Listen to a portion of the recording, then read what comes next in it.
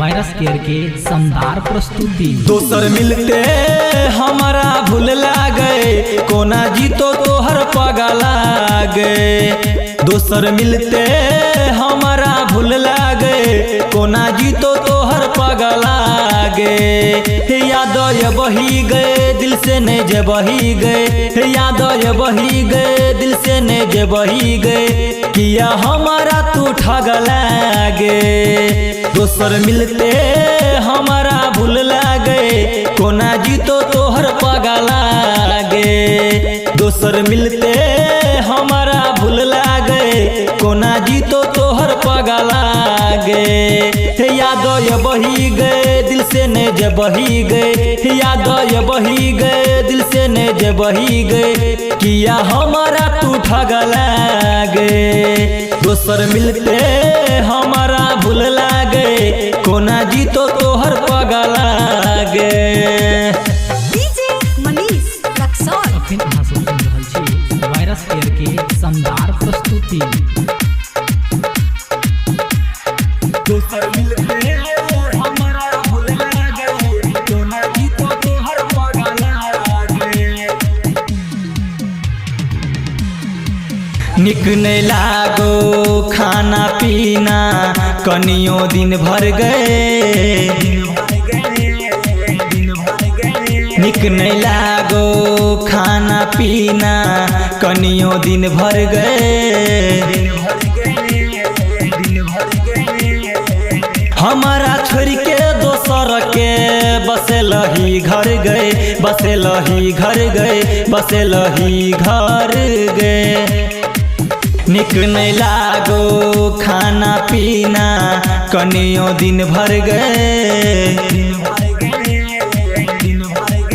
निक नहीं लागो खाना पानी, कनियो दिन भर गए। हे गए हमारा छोड़ के दोसर के बसेलही घर गए, बसेलही घर गए, बसेलही घर गए। केलो विश्वास तोड़ देल आस, केहन भेला तू खेला करी गए। दोसर मिलते हमारा भूल गए, कोना जीतो तोहर पगला गे। दोसर मिलते हमारा भूल गए, कोना जीवो हम पगला गे। डीजे मनीष रक्सौल। अखन अहाँ सब सुनि रहल छी वायरस केयर के शानदार प्रस्तुति।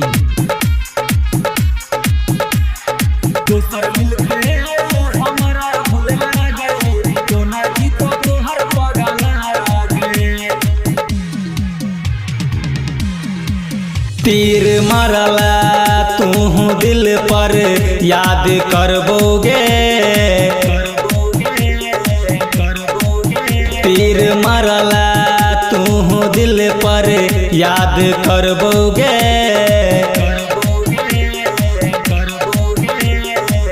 अंकित केला तोरे खातिर जान मरतोगे गे, जान मरतोगे गे, जान मरतोगे।